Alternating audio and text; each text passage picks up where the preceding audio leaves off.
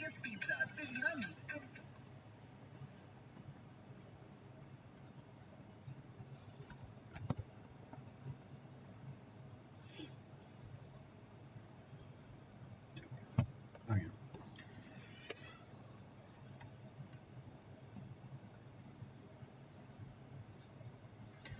evening, everyone.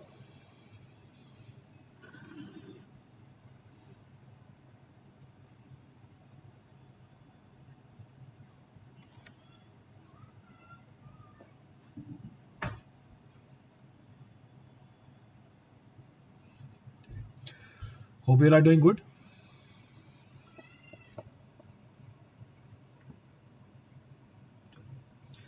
Is audio video clear for all? क्या audio video clear है सबके लिए?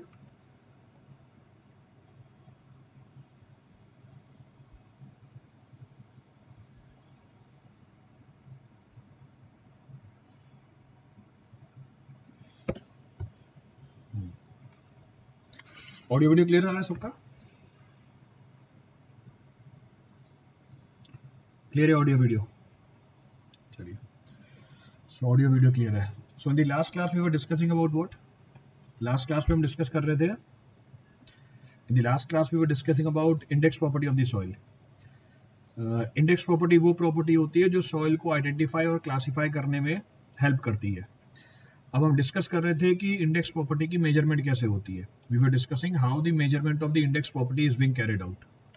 इसमें हमने डिस्कस कर लिया था वाटर कंटेंट के बारे में, इसमें हमने डिस्कस कर लिया था स्पेसिफिक ग्रेविटी के बारे में, हमारी डिस्कशन चल रही थी यूनिट वेट के बारे में. We were talking about unit wait.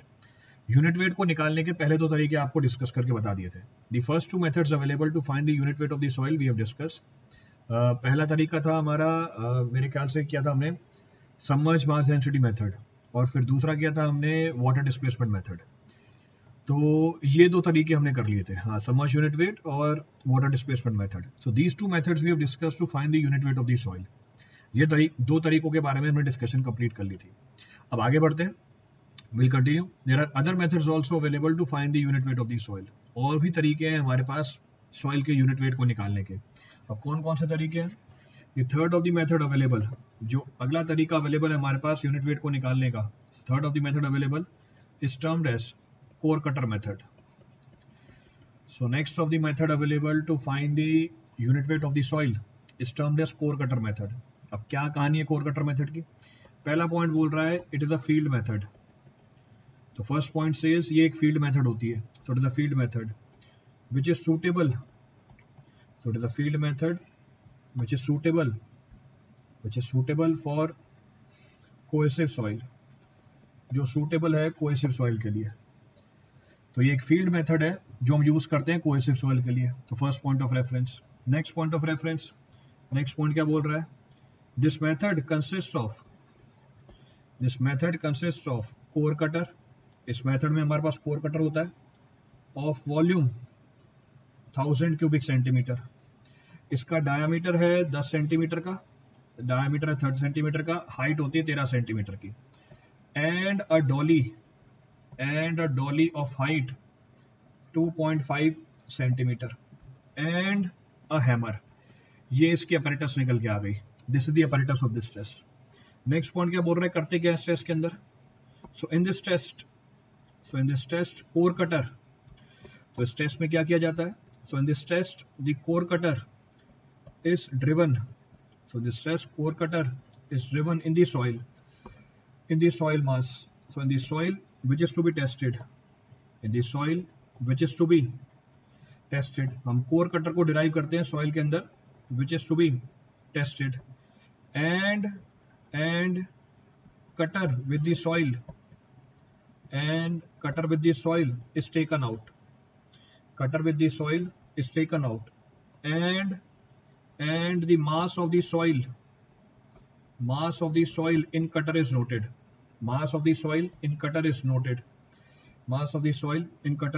Let us suppose ये वैल्यू निकल के आती है m. तो इसकी वैल्यू हमने m बोल दी. चलिए, अब कहानी तो मैंने लिख दी है आपके लिए. अब पूरे टेस्ट को समझने की कोशिश करते हैं. We'll try to understand the entire test. पहला पॉइंट क्या बोल रहा है? ये एक फील्ड मेथड है. पिछले वाले दोनों मेथड मतलब कौन कौन से थे? एक था सबमर्ज यूनिट वेट मेथड और एक था हमारा वाटर डिस्प्लेसमेंट मेथड। वो दोनों के दोनों मेथड फील्ड मेथड थे या लैब मेथड थे? इससे पहले मैंने सॉइल की यूनिट वेट निकालने के आपको दो तरीके बताए हैं, वो हमारे फील्ड मेथड थे या लैब मेथड थे। तो water displacement method, submerge unit weight method were field method और लेबोरेटरी मेथड। वो दोनों कौन से मेथड थे हमारे? Both are which methods being available with us? इससे पहले वाले दोनों तरीके हमारे लेबोरेटरी मेथड थे, those were lab methods being available. ये फील्ड मेथड है, तो इसको हम परफॉर्म करते हैं फील्ड के अंदर। तो पहला पॉइंट तो ये बोला कि ये फील्ड मेथड है, और ये सूटेबल है किसके लिए? ये सूटेबल है कोहेसिव सॉइल के लिए। पिछले वाले दोनों तरीके भी किसके लिए सूटेबल थे? कोहेसिव सॉइल के लिए भी सूटेबल थे। तो पिछले वाले भी दोनों तरीके कोहेसिव सॉइल के लिए सूटेबल है, ये वाला भी तरीका कोहेसिव सॉइल के लिए भी सूटेबल है। नेक्स्ट पॉइंट बोल रहा है इस टेस्ट का अपैरेटस क्या होता है। The apparatus of this test consists of a core cutter, जिसका वॉल्यूम होता है 1000 क्यूबिक सेंटीमीटर का, डायमीटर है इसके 10 सेंटीमीटर की, हाइट है 13 सेंटीमीटर की, एक डॉली होती है 2.5 सेंटीमीटर की और एक हैमर होता है। इस बात को समझाने के लिए मैं इसको बना के दिखा देता हूँ आपको। अब फ्री हैंड से बनेगा नहीं एग्जैक्टली, पर फिर भी कोशिश करते हैं। This is the core cutter, ये हमारा कोर कटर होता है। So this is the core cutter. तो कोर कटर है जिसका वॉल्यूम है, it consist of a core cutter whose volume is 1000 cubic centimetre. तो उसका वॉल्यूम है 1000 क्यूबिक सेंटीमीटर। इसका डायमीटर है 10 सेंटीमीटर और हाइट होती है 13 सेंटीमीटर की, हाइट इज ऑफ 13 सेंटीमीटर। तो ये तो इसकी डायमेंशन निकल के आ गई। और क्या है हमारे पास? It also consist of a dolly. So it also consist of a dolly. तो it also consist of a dolly जिसकी हाइट कितनी है? 2.5 centimetre. And it also consist of a hammer. तो ये इसका अपैरेटस हुआ। So this is the apparatus of this test. अब करते क्या इस टेस्ट में? What is to be done this test? In this test, core cutter is driven into the sample of the soil which is to be tested. हम core cutter को derive करते हैं soil के अंदर जिसकी हमें टेस्टिंग करनी है। कैसे? कोर कटर को हमने लेवल सरफेस के ऊपर रखा, तो कोर कटर को हमने लेवल सरफेस के ऊपर रखा। कटर के ऊपर डॉली को रखा, तो कटर के ऊपर हमने डॉली को प्रोवाइड किया। डॉली होती क्या? सपोर्ट होती है जिसके ऊपर इंपैक्ट लगाया जाता है। और हमने हैमर की मदद से क्या किया? सो this is our Dolly, so this is Dolly, this is hammer. तो हमने हैमर की मदद से इंपैक्ट लगाया डॉली के ऊपर और वो इंपैक्ट ट्रांसफर हुआ कटर में। कटर क्या कर जाएगा? Cutter will drive into the soil. तो कटर धीरे धीरे सॉइल के अंदर ड्राइव कर जाएगा। जब कटर पूरा सॉइल के अंदर ड्राइव कर जाएगा, हम कटर को बाहर निकाल लेते हैं। We remove the cutter from the given medium. Cutter पूरा सॉइल से भरा हुआ है, cutter is completely filled with the soil. Soil को हमने कटर में से बाहर निकाला और इसका मास नोट कर लिया। या दूसरा तरीका क्या है? आप एम्प्टी कटर का मास नोट कर लो, एम्प्टी कटर का मास नोट कर लो और कटर प्लस सॉइल का मास नोट कर लो। दोनों का डिफरेंस क्या बता देगा आपको? मास ऑफ सॉइल बता देगा। तो मास ऑफ सॉइल हमने नोट कर ली, तो volume of soil in the cutter is equal to volume of cutter. इसका मतलब क्या निकल के आ गया? डेंसिटी निकल के आ गई। So density is equal to mass by volume. तो मास हमने नोट किया, वॉल्यूम हमें पता है, तो आप बोल सकते हो वॉल्यूम ऑफ सॉइल, तो आप बोल सकते हो volume of soil is equal to volume of cutter. So technically what can be stated? So we can say volume of soil is equal to volume of cutter and volume of cutter is known to us 1000 cubic centimeter. अब आप ये बता सकते हैं, now you can refer कि ये method क्यों suitable है कोहेसिव सॉइल के लिए। अगर इस मेथड को मैं अप्लाई करूं कोहेजनलेस सॉइल के लिए, क्या दिक्कत आएगी इस मेथड में? If I apply this method for cohesionless soil, what problem will be observed? अगर इस मेथड को अप्लाई किया जाए कोहेजनलेस सॉइल के लिए, क्या दिक्कत निकल के आएगी? If this method is applied for cohesionless soil, what problem will be observed in this? तो अगर हम इसको अप्लाई करें cohesionless soil के लिए, what is the issue with this? क्या इशू आएगा इसमें? जैसे ही कटर को बाहर निकालोगे सॉइल भी क्या कर जाएगी? जैसे ही कटर को बाहर निकालोगे सॉइल भी क्या कर जाएगी? बाहर निकल जाएगी। तो वो रिटेन ही नहीं करेगी इसके अंदर, it will not be retain into the cutter. इसलिए सूट करता है किसके लिए? So it cannot hold the soil। बिल्कुल सही बात है रिजवान खान। तो कटर हमारे कोहेजनलेस सॉइल को होल्ड नहीं कर पाएगा। As soon as we'll remove the cutter, the soil will also come out from it। Soil भी इसमें से बाहर निकल के आ जाएगी। क्लियर है चीज? तो ये भी एक तरीका है हमारे पास यूनिट वेट का निकालने का। Sir it will go into the soil easily. अच्छा, ये एडवांटेज बताया गया आपने, सॉइल विल कम आउट। हाँ बिल्कुल सही बात है, सॉइल बाहर आ जाएगी। तो इसलिए हम यूज नहीं करते कोहेजनलेस सॉइल के लिए। क्लियर है पूरी स्टोरी? रिपीट करना है इस वजह कुछ? Any of the point to be referred from this for anyone? कोई सा ही पॉइंट रिपीट करना हो किसी के लिए अब? So this is the third method available to find the unit weight of the soil. ये तीसरा तरीका है हमारे पास सॉइल की यूनिट वेट को निकालने का। बढ़े आगे। Shall we proceed forward?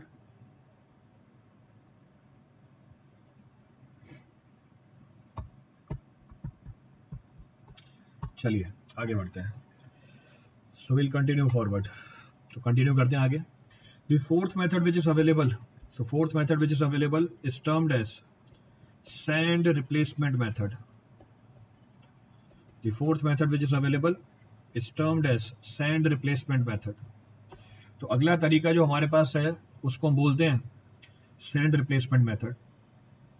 So next of the method available is termed as sand replacement method. इसमें भी जो concept है, here also the concept is mentioned in the name. Mention है नाम के अंदर. हम सैंड को रिप्लेस करा रहे हैं यहाँ पे. अब सैंड को रिप्लेस करा रहे हो, कैसे रिप्लेस करा रहे हो उसकी कहानी देखी जाती है यहाँ पे. और ये मेथड आपको मिलेगा प्रैक्टिकली यूज होते हुए. You will find this method to be practically use. अब कहाँ इसको प्रैक्टिकली यूज करते हैं उसकी एनालिसिस भी करते हैं. That also will see. एक थोड़ा सा राइट अप कर लेते हैं इसका. पूरा तो मेथड लिखूंगा तो समझाने में बहुत टाइम लग जाएगा, इसलिए बस बेसिक जानकारी देके इसकी डिस्कशन स्टार्ट कर देते हैं. अब बेसिक जानकारी क्या बोलता है? बेसिक जानकारी बोलता है it says since core cutter method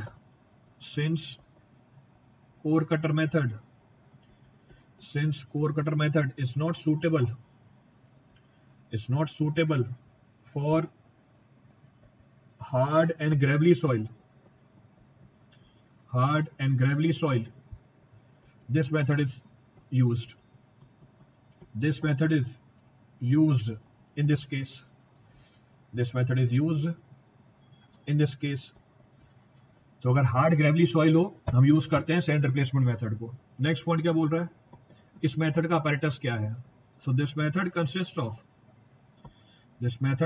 of pouring cylinder. So this method consists of pouring cylinder mounted on pouring cone and a calibrating cylinder of known volume.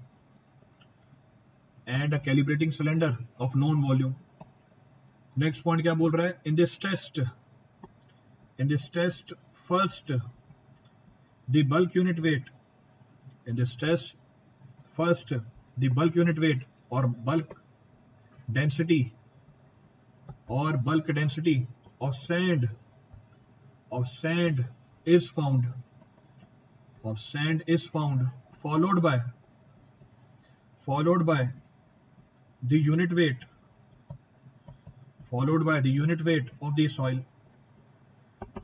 the unit weight of the soil. अब ये जानकारी मैंने आपको दे दी है, sufficient है. अब हम test को समझेंगे आगे, क्योंकि टेस्ट अगर मैं पूरा लिखने बैठ जाऊंगा तो क्लास उसी में खत्म हो जाएगी. The entire time will be exhausted in the writing only.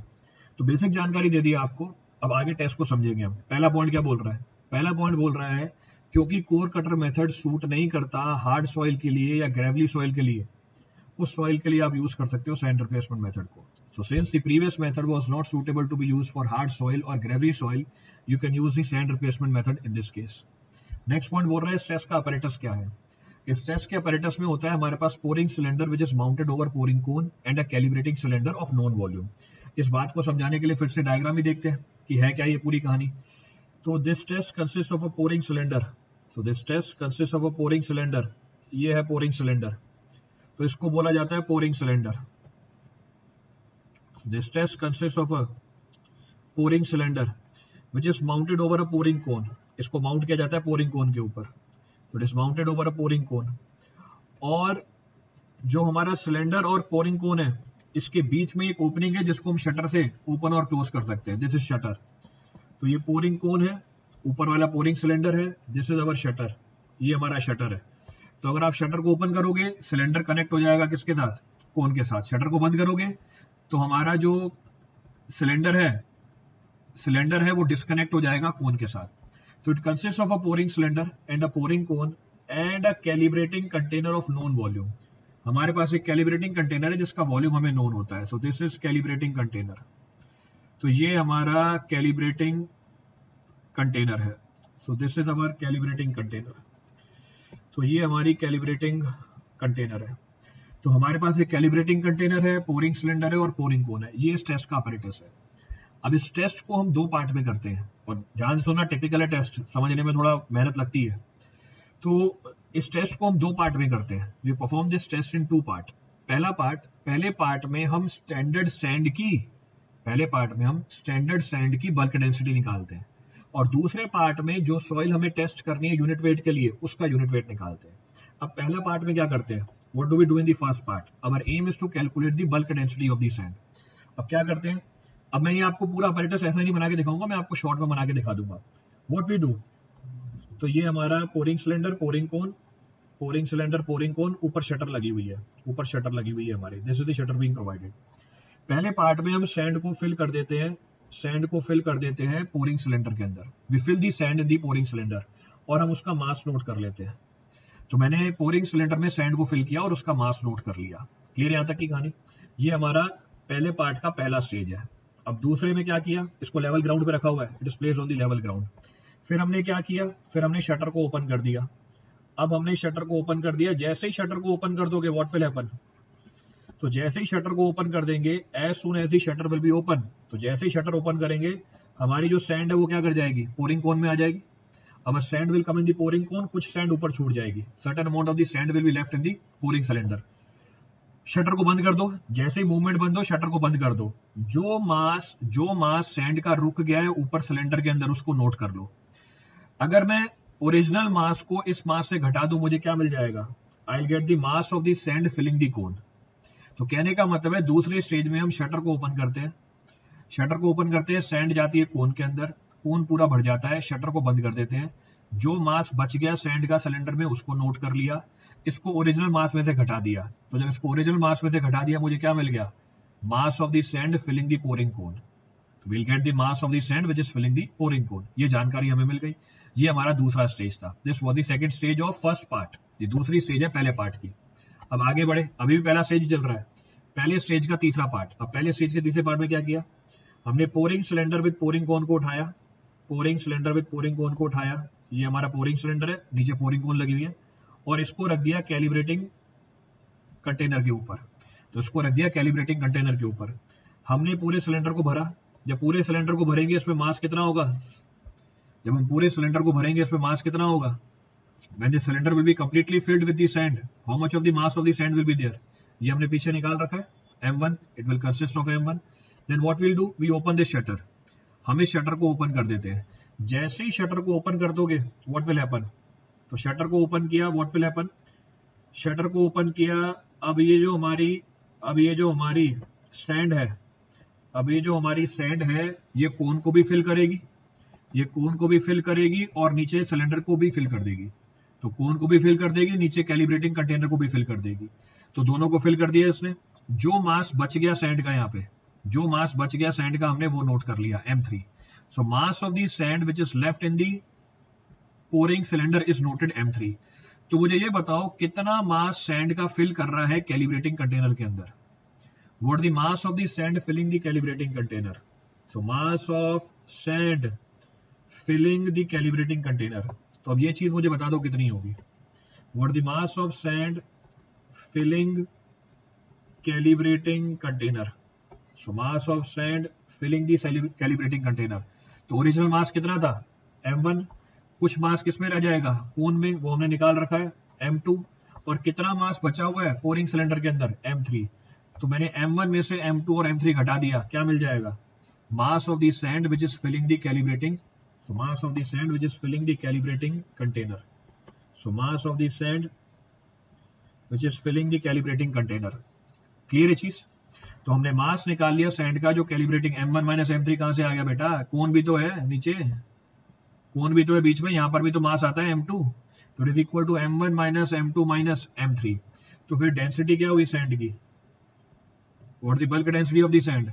Bulk density of the sand will be equal to m1 minus m2 minus m3 divided by the volume of what, volume of calibrating container which is known to us। तो पहले part में आपने density निकाल ली sand की। In the first part we have calculated the density of the sand. अब कोई सा ही पॉइंट रिपीट करना हो इस पूरी कहानी में से, any of the point to be referred from this entire story for anyone, कोई सा ही पॉइंट रिपीट करना हो किसी के लिए भी, क्लियर है। So the first part of the test, ये पहला पार्ट चला था टेस्ट का भी, अभी तो सॉइल कहीं पिक्चर में नहीं आई है, अब till now there is no soil in the picture. अभी तक तो बस हम ये डिस्कस कर रहे हैं कि पहले पार्ट में सैंड की हमने बल्क डेंसिटी कैसे निकाल ली है। कोई सा पॉइंट रिपीट करना हो इस पूरी कहानी में से किसी को, any of the point to be referred from this, anyone? Clear है पूरी स्टोरी?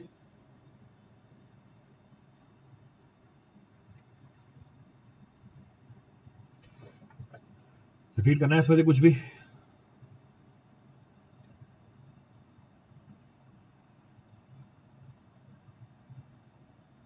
चलिए, तो यहां तक की कहानी देख ली। चलिए, तो यहां तक की कहानी देख ली, अब आगे बढ़ते हैं, विल कंटिन्यू फॉरवर्ड। सो आगे बढ़ते हैं, अब दूसरे स्टेप में क्या करना है? दूसरे स्टेप में मुझे सैंड की यूनिट वेट निकालनी है। तो हम करते क्या है, जिस भी सैंड की आपको यूनिट वेट निकालनी है, लेट सपोज ये हमारा लेवल ग्राउंड है, अब दूसरा स्टेज आया है, this is the second stage. So this is the second stage under consideration. अब सेकंड स्टेज क्या है? ये हमारी मीडियम है जिसकी हमें क्या निकालनी है, ये हमारी मीडियम है जिसकी मुझे डेंसिटी निकालनी है, यूनिट वेट निकालनी है। So what we do, we excavate the soil, हम सॉइल को एक्सकेवेट करते हैं यहां से। तो मैंने सॉइल को एक्सकेवेट किया, सॉइल को एक्सकेवेट करके बाहर निकाल दिया, तो ये सॉइल एक्सकेवेट करी, तो ये सॉइल एक्सकेवेट कर दी, एक्सकेवेट करने के बाद लेट अस सपोज ये है सॉइल, मैंने इस सॉइल का मास निकाल लिया। So mass of the soil which is being excavated is noted, तो मैंने सॉइल को एक्सकेवेट किया और इसका मास नोट कर लिया। ये पहला स्टेप है हमारी दूसरी स्टेज का, ये पहला स्टेप है हमारी दूसरी स्टेज का। जिस भी सॉइल की आपको यूनिट वेट निकालनी है उसको एक्सकेवेट किया और उसका मास आपने नोट कर लिया। अब दूसरे स्टेप में क्या करते हैं, दूसरे स्टेप में हम पोरिंग सिलेंडर विद पोरिंग कोन, तो हमारा ये पोरिंग सिलेंडर है विद पोरिंग कोन, इसको रखते हैं एक्सकेवेटेड, इसको रखते हैं एक्सकेवेटेड पोर्शन के ऊपर, तो इसको रखा जाता है एक्सकेवेटेड पोर्शन के ऊपर, और हम पोरिंग सिलेंडर को भर देते हैं सैंड से। हम पोरिंग सिलेंडर को भर देते हैं सैंड से। कितनी सैंड आती है इसके अंदर? In pouring cylinder how much of the sand comes? M1। तो पोरिंग सिलेंडर में हमारी सैंड निकल के आई M1, तो यहाँ पर M1 सैंड निकल के आ गई। Then we open the shutter, तो तीसरे स्टेज में क्या करते हैं, शटर को ओपन कर देते हैं। तीसरे स्टेज में जब शटर को ओपन करोगे, when you will open the shutter what will happen, जैसे ही मैंने इस शटर को ओपन किया, सैंड फॉल करेगी किसमें? पहले कोन में, और कोन के बाद कहां जाएगी, और कोन के बाद जाएगी वो हमारे एक्सकेवेटेड पोर्शन के अंदर, उसके बाद जाएगी एक्सकेवेटेड पोर्शन के अंदर, तो उसके बाद गई है एक्सकेवेटेड पोर्शन के अंदर। हमारी जो सैंड बच गई पोरिंग सिलेंडर में वो है M4, हमारी जो सैंड बच गई पोरिंग सिलेंडर में वो है M4। So sand left in the pouring cylinder is M4। अब मुझे ये बताओ, what is the mass of the sand filling the excavated portion, what is the mass of the sand, mass of sand filling the excavated portion। ये जो excavated portion है इसमें जो हमारी सैंड है उसका मास कितना होगा? ओरिजिनल मास था M1, कोन में कितना आता है? कोन में आता है M2, और कितना बच गया ऊपर? M4 बच गया। इसका मतलब mass of the sand filling the excavated portion is M1 minus M2 minus M4। So what is the volume of sand? What is the volume of sand filling the excavating portion? Volume of sand filling the excavated portion. So volume of sand filling the excavated portion. Sand का वो volume जो excavated portion को fill कर रहा है will be equal to mass divide by density of the sand. और density of sand आपने पहले पार्ट में निकाल रखी थी। Density of the sand you have found in the first part. So filling the excavated portion. ये volume निकल के आ गई हमारे सैंड की। सो this is the volume of the sand. Clear है चीज? तो सैंड का वो वॉल्यूम जो एक्सकेवेटेड पोर्शन को फिल कर रहा है किसके बराबर होगा? तो हम बोल सकते हैं volume of soil excavated. So volume of soil excavated is equal to volume of sand in excavated portion. Volume of sand in excavated, volume of sand in excavated portion. तो ये आप डायरेक्टली बोल सकते हो। तो क्या बोल सकते हैं? जितना सैंड का वॉल्यूम आया एक्सकेवेटेड पोर्शन में उतना ही सॉइल हमने एक्सकेवेट किया है। इसका मतलब मेरे को सॉइल का वॉल्यूम मिल गया। तो सॉइल का वॉल्यूम कितना मिल गया? V। So what is the bulk density of the soil? So bulk density of soil will be equal to mass of soil divide by volume of soil. So mass of soil, volume of soil, volume of soil कितना है, volume of soil है हमारा, तो volume of soil है हमारा, volume of soil है हमारा m1 minus m2 minus m4 divide by density of sand. Density of sand कैसे निकालोगे, वो पीछे निकाल रखी है हमने, density of sand, density of sand we have found in the first part, ये density of sand m1 minus m2 minus m3 divide by the volume of cylinder, ये था हमारा वॉल्यूम सिलेंडर का, तो divided by the volume of cylinder, तो इसको हम बोलेंगे m1 माइनस, तो divide by m1 minus m2 minus m3 divide by volume of cylinder, so divided by the volume of cylinder. So this is what bulk density of the soil, ये हमारी bulk density निकल के आ गई soil की। अब कोई सा ही पॉइंट रिपीट करना है इस पूरी कहानी में से, any of the point to be referred from this entire story, इसको सिंप्लीफाई करके लिख सकते हो, तो उसको सिंप्लीफाई करके कैसे लिख सकते हैं, m divide by m1 minus m2 minus m3 divide by m1 minus m2 minus m4 into volume of calibrating cylinder. तो क्योंकि आपने सॉइल को रिप्लेस कराया सैंड से, तो क्योंकि इस टेस्ट में हमने सॉइल को रिप्लेस कराया सैंड से, इसका नाम क्या रखा हुआ है, सैंड रिप्लेसमेंट मेथड। तो हर चीज आपको नाम में लिखी हुई मिलेगी, every of the concept can be referred from the name, इसीलिए इसको बोला जाता है सैंड रिप्लेसमेंट मेथड। अब कोई सा ही पॉइंट रिपीट करना हो इस पूरी स्टोरी में से, any of the point to be referred from this entire story.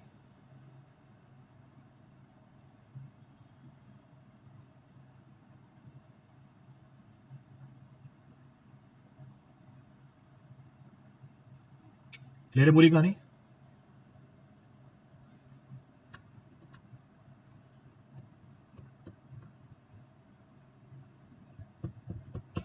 इसका मतलब सॉइल की यूनिट वेट निकालने के जितने भी तरीके हैं वो सारे आपको बता दिए, whatever methods are available to find the unit weight of the soil are being covered.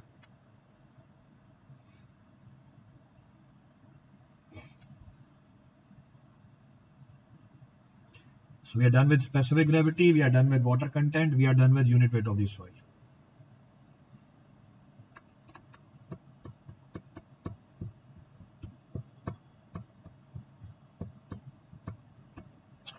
चलिए अब आगे बढ़ते हैं। So we'll continue forward.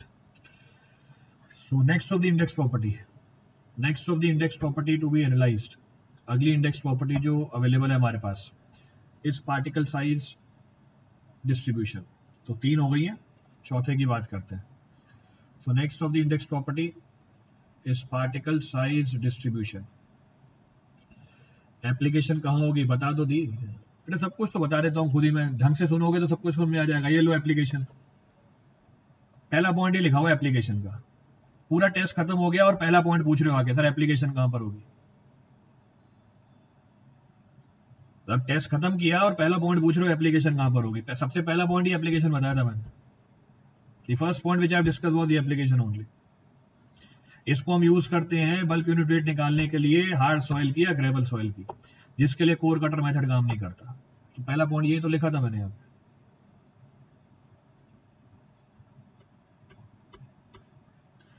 Next of the point of reference is particle size distribution. तो अगली जो हमारी इंडेक्स प्रॉपर्टी है वो है particle size distribution analysis. Again very important from your examination purpose, बहुत ही इंपॉर्टेंट है आपके एग्जाम के पॉइंट ऑफ व्यू से। अब क्या है पार्टिकल साइज डिस्ट्रीब्यूशन, इसके एनालिसिस करते हैं। तो particle size distribution analysis, first point क्या बोल रहा है, फर्स्ट पॉइंट बोल रहा है the percentage of various size of particle, the percentage of various size of particle in a given dry sample of soil, in a given dry sample of soil, in a given dry sample of soil is found by particle size distribution analysis, is found by particle size distribution analysis, particle size distribution analysis।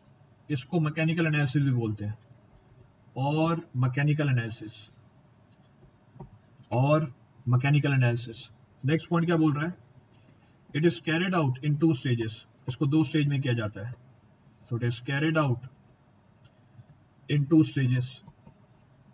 It is carried out in two stages. अब कौन सी दो stage है? पहली stage is termed as sieve analysis. So first stage is termed as sieve analysis. Second stage is termed as sedimentation analysis. Second stage is termed as sedimentation analysis.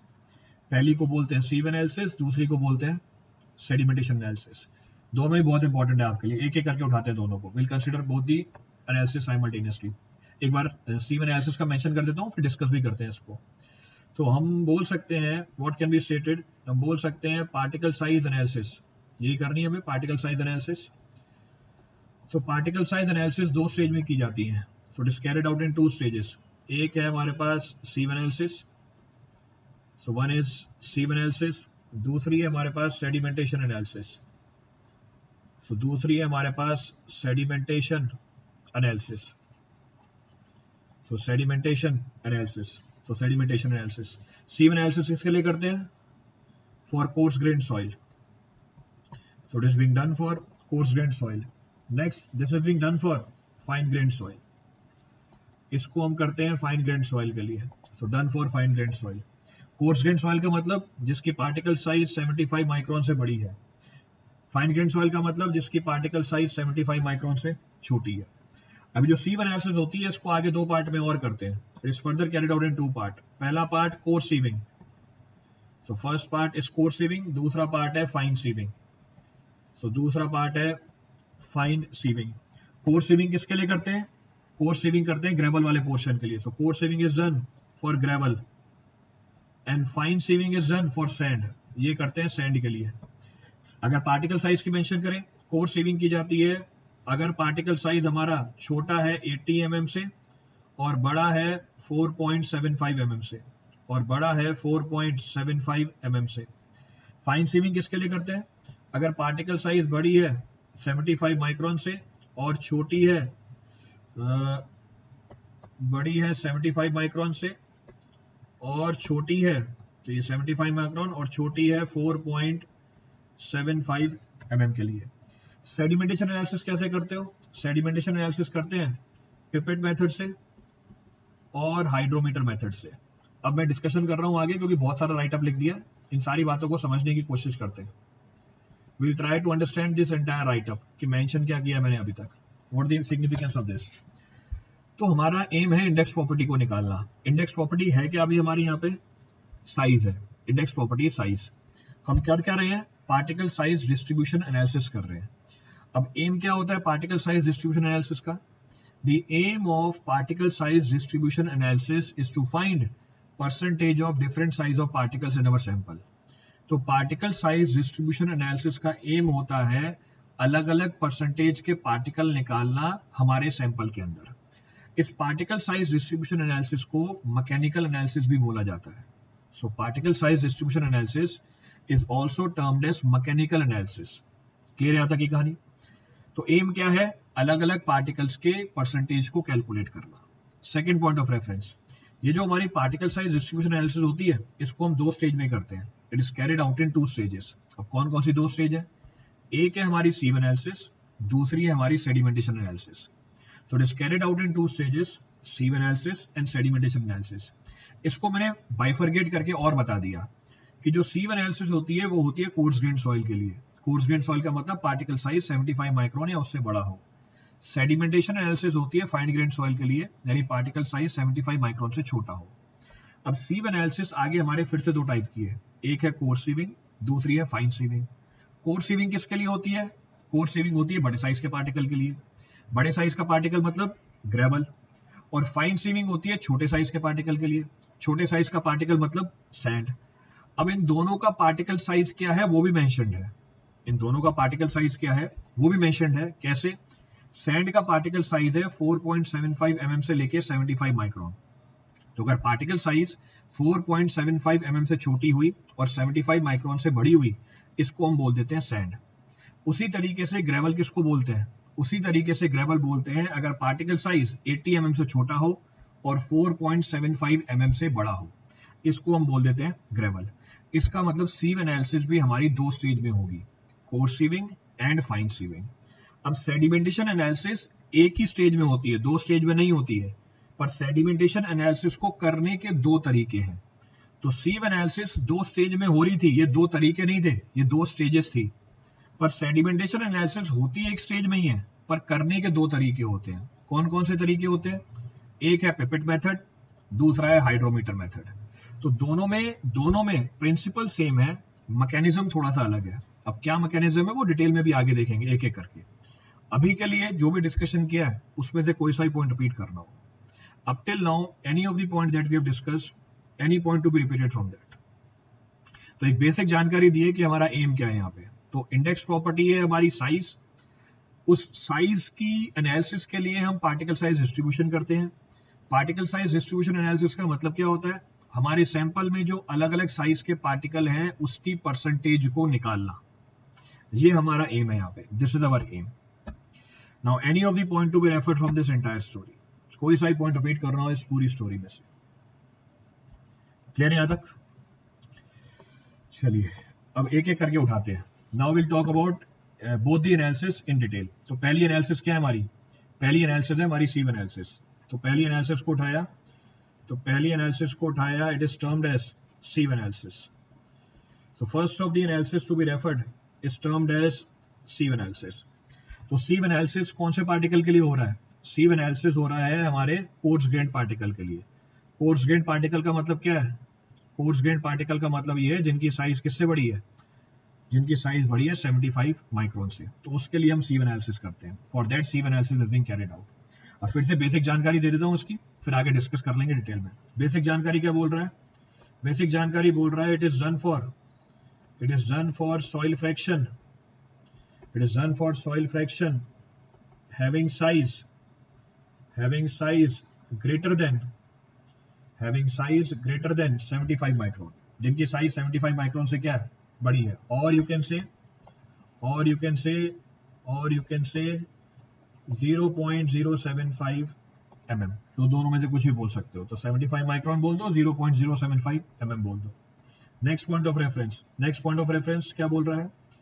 Next point बोल रहा है as per IS 460 sieves are designated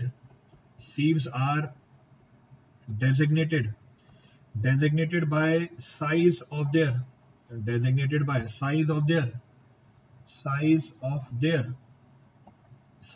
their square aperture। Aperture का मतलब होता है opening. size of their square aperture or opening, size of their square aperture in mm और micron। तो पहला पॉइंट बोल रहा है सीव एनालिसिस करते हैं हम कोर्स ग्रेन्ड फ्रैक्शन के लिए। दूसरा पॉइंट बोल रहा है हमारे कोड के हिसाब से हम जो सीव है उसकी डेजिग्नेशन कैसे करते हैं? हम सीव की डेजिग्नेशन करते हैं by the size of their square aperture. इसका मतलब ये है, इफ आई से, अगर मैं ये बोलूं हमारी सीव का साइज है 2 mm, एग्जाम्पल दिया, तो अगर मैं ये बोलूं कि सीव का साइज है 2 mm, तो sieve size is of 2 mm, क्या मतलब है इस बात का? इस बात का मतलब ये है कि जो हमारी सीव होगी, इस सीव में जो ओपनिंग है, उस ओपनिंग का साइज क्या होगा? तो स्क्वायर ओपनिंग है, स्क्वायर ओपनिंग का साइज क्या होगा? 2 mm होगा। तो हमारे कोड के हिसाब से हम सीव को डेजिग्नेट करते हैं by the size of their square opening. Opening को टेक्निकली अपर्चर बोला जाता है। It is technically termed as aperture. तो पहला पॉइंट तो ये मेंशन किया कि सीव साइज इंडिकेट क्या करती है, क्योंकि मैं आगे इन साइजों को यूज करूंगा तो आपको ये जानकारी होनी चाहिए कि इस बात का मतलब क्या है, what the meaning of that. Next point क्या बोल रहा है? Next point says in this method different sieves are arranged. So in this method different sieves are arranged one over each other, so one over each other in descending order of their sizes, descending order of their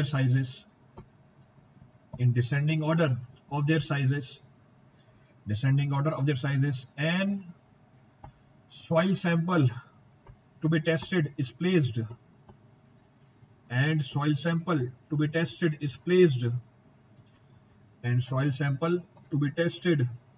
is placed over topmost sieve, over topmost sieve, over topmost sieve, and sieving is done, and sieving is done, sieving is done at least for 10 minutes, sieving is done at least for 10 minutes, कम से कम 10 minute के लिए sieving की जाती है। Sieving is done at least for 10 minutes. कैसे? या तो manually कर लो, आइदर मैनुअली और इन सीव शेकर, और इन सीव शेकर। तो मैकेनिकली भी कर सकते हो, मैनुअली भी कर सकते हो सीव शेकर के अंदर। नेक्स्ट पॉइंट क्या बोल रहा है? नेक्स्ट पॉइंट बोल रहा है weight of soil fraction. So weight of soil fraction retained over each sieve is noted, retained over each sieve is noted to find percentage finer, to find percentage finer corresponding to given sieve size, corresponding to given sieve size, corresponding to given sieve size। चलिए देखिए पूरी कहानी क्या लिखी है।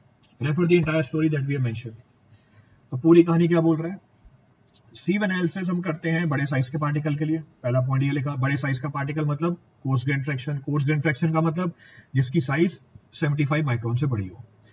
फिर दूसरी point ये बोली कि हमारा जो कोड है वो सीव को डेजिग्नेट करता है by the size of their square opening. उसका एग्जांपल दिया आपको मैंने, one example is given to you. अब तीसरा पॉइंट क्या बोल रहा है? तीसरा पॉइंट बोल रहा है इस मेथड में हम अलग अलग सीव को अरेंज करते हैं in descending order of their size. तो इस मेथड में हम अलग अलग सीव को अरेंज करते हैं descending order of their size. तो डिसेंडिंग ऑर्डर में होगा, जैसे साइज है mm के अंदर, तो मैंने वैल्यू लिखी A B C D E। इसका मतलब A की वैल्यू ज्यादा होगी B से, B की वैल्यू ज्यादा होगी C से, C की वैल्यू ज्यादा होगी D से, D की वैल्यू ज्यादा होगी E से। तो ये कैसे लगाया हमने? Descending order of the size में अरेंज किया। फिर सबसे ऊपर वाली सीव के ऊपर हमने सॉइल के पार्टिकल रख दिए। तो सबसे ऊपर वाली सीव के ऊपर हमने सॉइल के पार्टिकल रख दिए और सीविंग करी। जब सीविंग करोगे ये पार्टिकल अपने अपने साइज के हिसाब से अलग अलग सीव के ऊपर रुक जाएंगे। तो जब आप सीविंग करोगे कम से कम 10 मिनट के लिए करनी है आपको ये सीविंग। कैसे कर सकते हो? मैनुअली भी कर सकते हैं और मैकेनिकली भी कर सकते हैं, device which is known as sieve shaker. तो जब हमने सीविंग कंप्लीट कर ली आइदर मैनुअली और मैकेनिकली, हर पार्टिकल अपने अपने साइज के हिसाब से अलग अलग सीव के ऊपर जाके रुक जाएगा। आप इन सारे पार्टिकल्स का वेट नोट कर लोगे। अब कैसे वेट नोट कर लेंगे? एग्जांपल लेता हूं मैं कुछ। लेट सपोज टोटल वेट था 1000 ग्राम। सीविंग करने के बाद जो पार्टिकल रुके अलग अलग सीव के ऊपर, उनका वेट मैं लिख देता हूं यहाँ पे। लेट सपोज 100 ग्राम, 150 ग्राम, 200 ग्राम, 50 ग्राम। तो कितना हुआ? 200, 200, 400, 500, 800 ग्राम। तो ये 300 ग्राम निकाल दिया। तो जो 1000 ग्राम का सैंपल था, इसकी जब हमने सीविंग करी, सारे पार्टिकल अपने अपने साइज के हिसाब से डिफरेंट सीव्स के ऊपर रुक गए। अब ये जो पार्टिकल्स रुके हैं अपनी अपनी सीव के ऊपर, हम इनका वेट नोट कर लेते हैं। We note their weight. ये जो पार्टिकल्स रुके हैं अपने अपने रिस्पेक्टिव सीव के ऊपर, हम इसका वेट नोट कर लेते हैं और इस वेट की मदद से हम निकालते हैं परसेंटेज फाइंडर। अब परसेंटेज फाइंडर का मतलब क्या होता है? परसेंटेज फाइंडर का मतलब ये होता है कितने परसेंट पार्टिकल एक गिवन साइज से छोटे हैं। सो परसेंटेज फाइंडर का मतलब होता है कितने परसेंट पार्टिकल एक गिवन साइज से छोटे हैं। अब इसको कैसे निकाला जाता है? ये कभी भी डायरेक्टली मत निकालना, सवाल में गलती होगी, नेगेटिव मार्क्स मिलेंगे आपको। ये कैसे निकाला जाता है? You will always calculate percentage finder. आप हमेशा परसेंटेज फाइंडर कैसे निकालोगे? आप परसेंटेज फाइंडर निकालोगे 100 माइनस परसेंटेज क्यूमुलेटिव रिटेन्ड। आप निकालोगे percentage finer is equal to 100 minus percentage cumulative retained. तो हमेशा आपको ध्यान रखना है, take proper care of this, कि परसेंटेज फाइंडर डायरेक्टली मत निकालना, गलती करोगे उसके अंदर। गलती से बचने के लिए आप क्या करोगे? परसेंटेज फाइंडर को निकालोगे परसेंटेज क्यूमुलेटिव रिटेन्ड से। कैसे? हम पीछे वाला एग्जांपल ही लेते हैं। I am taking the previous example only. मैंने जो पीछे वाला एग्जांपल लिया उसमें थी हमारी सीव साइज, सीव साइज क्या क्या थी? सीव साइज हमारी सीव साइज मैंने क्या क्या ले रखी थी पीछे? A B C D E। तो मैं एग्जांपल ले रहा हूं। सीव साइज है हमारी A B C D E। तो sieve size is A B C D E। Then weight retained तो वेट रिटेन्ड, हर सीव के ऊपर जो वेट रिटेन था वो निकाल लिया था मैंने, 100, 150, 250, 300। सो 100, 150, 250, 300, ये वेट रिटेन निकल के आ गया। अब जब आपको ये टेस्ट का रिजल्ट मिल गया, इसके बाद ये जो टेस्ट का रिजल्ट मिला, इसके बाद आप क्या निकालोगे, आप निकालोगे परसेंटेज वेट रिटेन्ड। तो ये तो वेट रिटेन्ड था, अब आपको निकालना है percentage weight retained. Percentage weight retained कैसे निकालूंगा, जो वेट पार्टिकल का एक सीव के ऊपर रिटेन हुआ divide by the total weight, total weight कितना था 1000 ग्राम था, multiplied by 100, this will give you percentage weight retained. तो हमारे पहले केस में परसेंटेज वेट रिटेन्ड कितना निकल के आ रहा है 10, तो पहले केस में परसेंटेज वेट रिटेन्ड कितना आ गया 10, तो परसेंटेज वेट रिटेन्ड 10। दूसरे केस में परसेंटेज वेट रिटेन्ड 15, तीसरे केस में 20, फिर अगले केस में 5%, अगले केस में 30%। ये हमारा आया परसेंटेज वेट रिटेन्ड। क्लियर है चीज। तो परसेंटेज वेट रिटेन्ड, जब परसेंटेज वेट रिटेन्ड आ गई, इसके बाद हम क्या निकालेंगे, इसके बाद हम निकालेंगे cumulative percentage weight retained. So after this I will calculate cumulative percentage weight retained. तो क्यूमुलेटिव परसेंटेज वेट रिटेन्ड कैसे निकालें, ए साइज से ऊपर कितने परसेंट पार्टिकल है 10% है, बी साइज के ऊपर टोटल कितने परसेंट पार्टिकल है, अब आपको क्यूमुलेटिव निकालना है, क्यूमुलेटिव का मतलब टोटल। तो 10% तो ए से ऊपर थे, 15% बी और ए के बीच में थे, तो बी से ऊपर टोटल कितने हो जाएंगे 25% हो जाएंगे। Cumulative weight retained for C 25 + 20 45, then for D 50, then for E 80। ये आ गया हमारा क्यूमुलेटिव परसेंटेज वेट रिटेन्ड। अब क्यूमुलेटिव परसेंटेज वेट रिटेन्ड की मदद से हम निकालते हैं परसेंटेज फाइनर। तो हमारा परसेंटेज फाइनर कितना होगा, यानी कितने परसेंट पार्टिकल गिवन साइज से छोटे हैं, ये हमें कैलकुलेट करना है।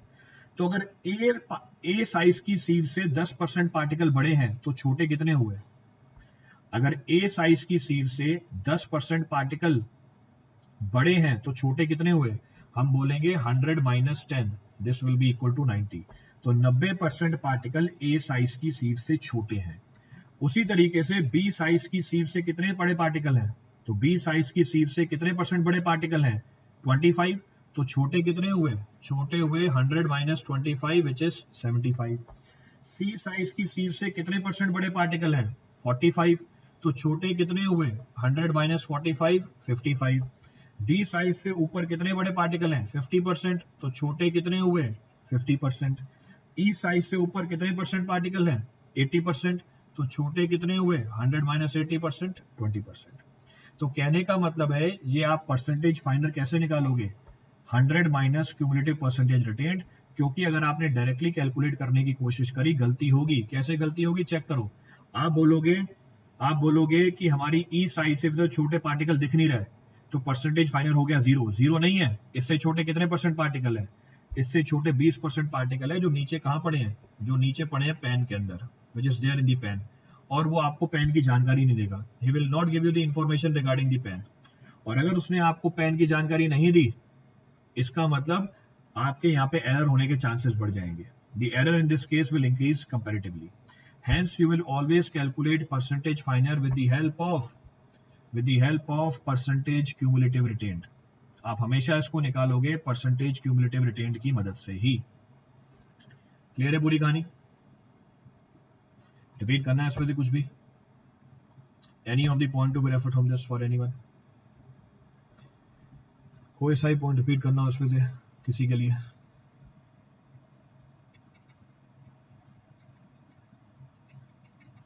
तो एक बेसिक आइडिया दिया है आपको सीव एनालिसिस का।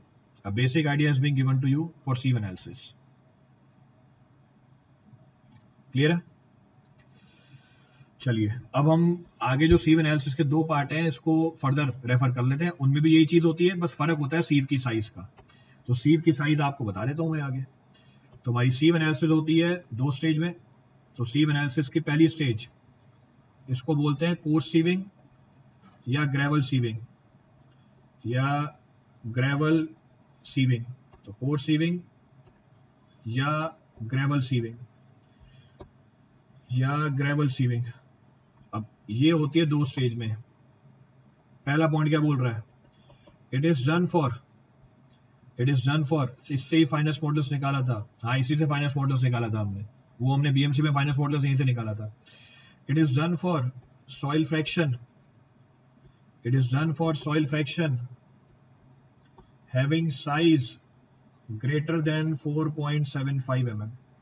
ये हम करते हैं उस सॉइल के फ्रैक्शन के लिए जिसकी साइज 4.75 mm से बड़ी हो। नेक्स्ट पॉइंट क्या बोल रहा है, standard sieves use in this case. So standard sieves use in this case, इस केस में हम कौन कौन सी सीव यूज करते हैं। So standard sieve use in this case, so standard sieve use in this case is 80 mm, 40 mm, 20 mm, 10 mm, 4.75 mm। तो standard सीव जो हम यूज करते हैं सीव केस के अंदर वो 80 mm, 40 mm, 20 mm, 10 mm और 4.75 mm। तो आपको ये सीव का साइज ध्यान रखना है, यही स्टैंडर्ड सीव यूज होंगी यहाँ पे। तो डायरेक्टली ऑब्जेक्टिव पूछेगा, take proper care of this. बाकी सीविंग में करते क्या वो आपको पीछे बता दिया, that we have discussed earlier. अगली क्या बचती है, अगली बचती है हमारे पास fine sieving. So next we are left with fine sieving. तो ये दूसरी स्टेज है हमारी, दूसरी स्टेज है हमारी फाइन सीविंग की। फाइन सीविंग को और क्या बोलते हैं, सैंड सीविंग भी बोलते हैं। तो फाइन सीविंग को बोलते हैं सैंड सीविंग। अब क्या है sand sieving, it is done for soil fraction, it is done for soil fraction that passes through 4.75 mm sieve and retained over 0.075 mm sieve, 0.075 mm sieve। तो सैंड सीविंग या fine sieving उस soil के fraction के लिए होती है जिसका size 4.75 mm से छोटा हो पर 0.075 mm से बड़ा हो, इसको हम बोल देते हैं फाइन सीविंग। अब कौन कौन सी सीव यूज करते हैं इसके अंदर, so standard sieve use in this case, so standard sieve used in this case, standard sieve use in this case are. तो जो हम सीव यूज करते हैं यहाँ पे वो निकल के आती है 2 mm की, 1 mm की, फिर 600 माइक्रोन की, फिर 425 माइक्रोन की, 212 माइक्रोन की, देन 150 माइक्रोन की और 75 माइक्रोन की। These are the standard size of the sieves which are used here. तो ये स्टैंडर्ड साइज ऑफ सीव आपको ध्यान रखनी है। तो फाइन सीविंग में हम यूज करते हैं 2 mm, 1 mm, 600 micron, 425 micron, 212 micron, 150 micron और 75 micron. These are the sieves used in fine sieving. करते क्या है टेस्ट में, सेम वो जो पीछे आपको बताया है। सीव्स को अरेंज करेंगे डिसेंडिंग ऑर्डर में, सीविंग करेंगे कम से कम 10 मिनट के लिए, वेट रिटेंड निकालेंगे, क्यूमुलेटिव वेट रिटेंड निकालेंगे और परसेंटेज फाइनर कैलकुलेट कर लेंगे। Will calculate the value of percentage फाइनर। यहाँ पे आपको बस एक चीज का ध्यान रखना है, क्या चीज का ध्यान रखना है, जनरली उन पार्टिकल्स जिनकी फाइन सीविंग की जाती है इसको सीविंग करने से पहले साफ किया जाता है। तो इसको मैं नोट करके लिख देता हूँ, ये बहुत ही सिग्निफिकेंट पॉइंट है आपके कंसेप्ट डेवलपमेंट के लिए। तो नेक्स्ट पॉइंट क्या बोल रहा है, it is generally preferred, so it is generally preferred to wash the soil fraction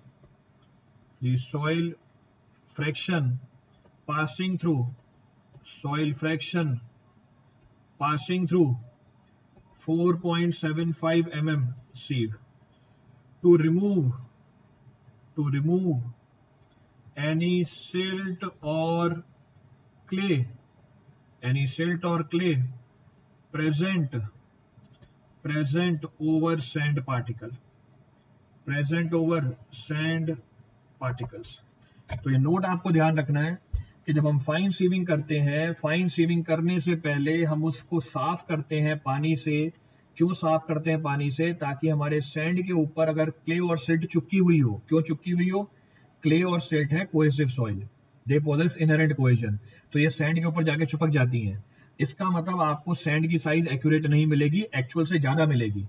तो इस एरर को अवॉइड करने के लिए जब हम फाइन सीविंग करते हैं उसको पहले साफ पानी से धोया जाता है ताकि सैंड के ऊपर से सिल्ट और क्ले क्या कर जाए, रिमूव हो जाए। और उसके बाद क्या करते हैं हम, फाइन सीविंग करते हैं। After that we go for fine sieving. Clear है पूरी कहानी। तो पहली स्टेज मैंने आपको बता दी है पार्टिकल साइज डिस्ट्रीब्यूशन एनालिसिस की, which is known as sieve analysis. आपको कोई सा भी पॉइंट रिपीट करना हो किसी के लिए, any of the point to be referred for anyone from this, any of the point to be analyzed from this for anyone?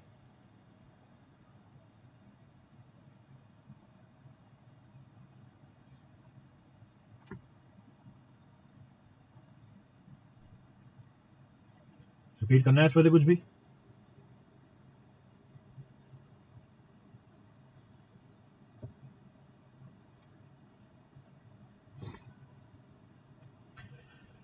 चलिए,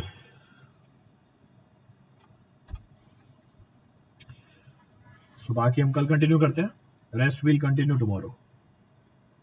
so it is sufficient for today.